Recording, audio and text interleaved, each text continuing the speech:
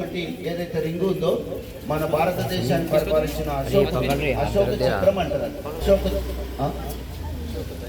ధర్మచక్రం, ఆ అశోకుని యొక్క ధర్మచక్రం అంటారు. ఆ ధర్మచక్రాన్ని మనం మధ్యలో ఫ్లాగ్ మధ్యలో పెట్టుకున్నాం.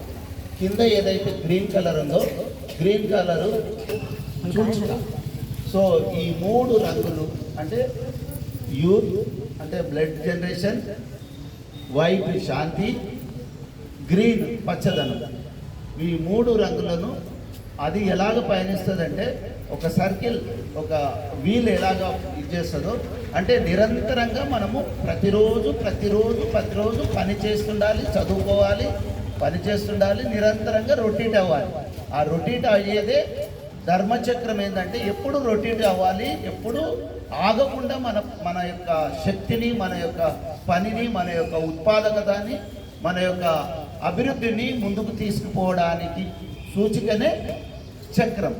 ఆ చక్రాన్ని ఆ మూడు రంగులకు మనము సెల్యూట్ చేసి మనము సంతోష